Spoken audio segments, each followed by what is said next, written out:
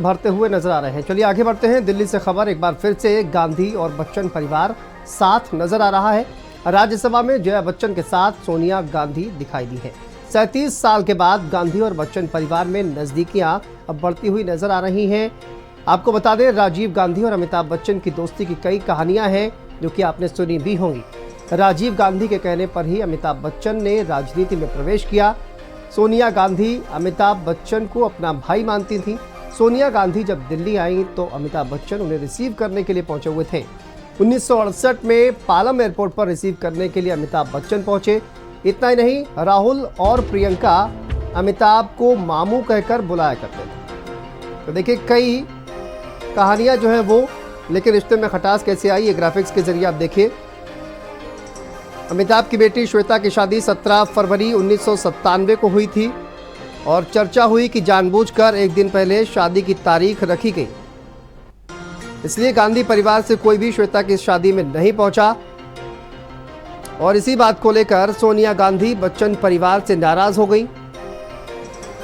लेकिन जब सोनिया दिल्ली आई थी तब काफी समय बच्चन परिवार के साथ रही थी। ये बात लगातार सामने आती है। प्रियंका गांधी की शादी के समय रिश्ते में खटास आ गई और 18 फरवरी 1997 को प्रियंका गांधी की शादी रॉबर्ट वाड्रा से हुई।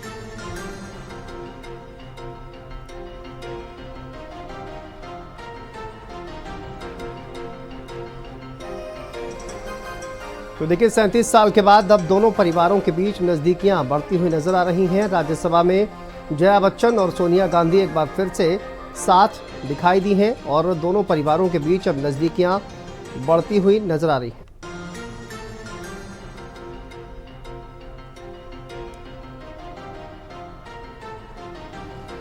और दीपक हमारे सहयोगी हमारे साथ जुड़े हुए हैं। दीपक, राज्यसभा में जिस तरह का नज़ारा देखने को मिला, कहा जाए कि दोनों परिवारों के बीच अब नज़दीकियां बढ़ती हुई नजर आ रही हैं।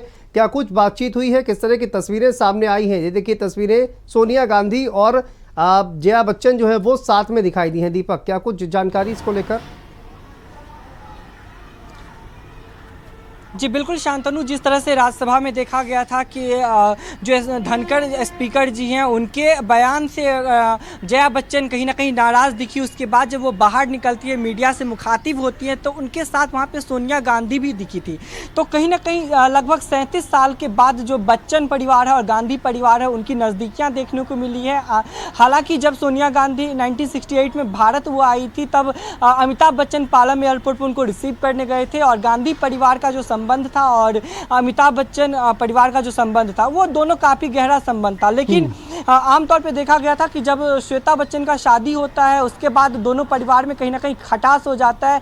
श्वेता बच्चन के शादी में गांधी परिवार से कोई शामिल नहीं होता है। फिर वहीं पे जब 1997 में प्रियंका गांधी की शादी होती है तो वहाँ पे भी बच्चन परिवार से कोई नहीं देखने को मिलता है। तो कहीं ना कहीं ये जो खटास थी, काफ़ी लंबे समय से जो एक कयास लगाया जा रहा था कि बच्चन परिवार और गांधी परिवार के बीच में जो रिश्ते हैं वो ठीक नहीं है। लेकिन जब राज्यसभा के देखा गया था कि जब जया बच्चन धनखड़ जी के बयान से नाराज़ दिखी, उसके बाद जब वो मीडिया के सामने आती है, अपनी बात रखती है, तो जया बच्चन के पीछे में सोनिया गांधी खड़ी नजर आती है। तो कहीं ना कहीं इस तस्वीर से ये तो स्पष्ट हो गया है कि गांधी परिवार और जया बच्चन के साथ जो मतलब गांधी परिवार और बच्चन परिवार का जो संबंध है उसमें अब कोई खटास नहीं रहा है और गांधी परिवार और बच्चन परिवार एक दूसरे के साथ है।